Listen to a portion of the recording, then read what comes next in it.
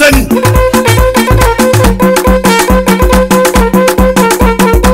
Talakawa mu bude idanunmu, siyasa kar miyo fati don Allah miyo cancanta. Kwankwasa shi ya cancanta, ko ina ya je sai mun bi shi. Ya Allah gatan mai gata, gatan mara gata Allah. Mai badawa mai karawa, kai ne ɗaya karyar mai uku.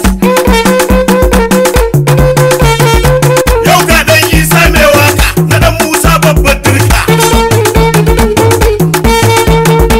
Sarari mai kara kudin doki, ɗan Musa sai dai Allah. Giwa ka buga ban tarko, ɗan Musa wane yaro. Hadirin ƙasa wane mai ka budo, ɗan Musa sai dai Allah. Zaki a cikin dawa sarki ne, ɗan Musa ya bunkasa. Sammun yaki ai bacci ne, ɗan Musa baya baccin. Sammu yake ba a mai sammu, kowa ya sammun zai ci shi. Madafar bayi ne bango mai sa yaran mu cikin daula. Aikin manya sai mai girma, sana'ar kasa bacci ne. Tudu da kwari sai mai haƙuri, shi mutum hajiya ɗan kallo ne. A ƙasan nan kaf in kun duba, bakin kwado da bakar kuba. Saman da ƙasan in an juya, cikin ofis ko kan hanya. Idan aka ce ga ɗan Musa to kowa ya zama sanfefa. Kowa ya iya ya san aikin tarin jama'a sai ɗan kirki. Kurin kuskarshen labari, Kano mun gane 'yan duri. Suna kwakwashe dalolinmu, muna gani da idanunmu. Duk wanda ya ce bai kaunar ka, mu ma ba ma kaunar shege. Mu dan Musa ne gatanmu, mai san ilimin 'ya'yayenmu. Bawan Allah mutumin kirki, ma dubu mai san talakawa ne. Je gaba ga ma bayanka, kwankwasa kowa ya bi ka. Ya basu suna ta sakin harshe, sun yi amai kuma sun lashe. Jagorancin mace ya ja su, mun gansu suna yin ha'inci. Ga saurin bacci gun wancan, shi isa yake yin lalaci. Ai tun da ake mulki a Kano, wannan shi ne ci bayan su.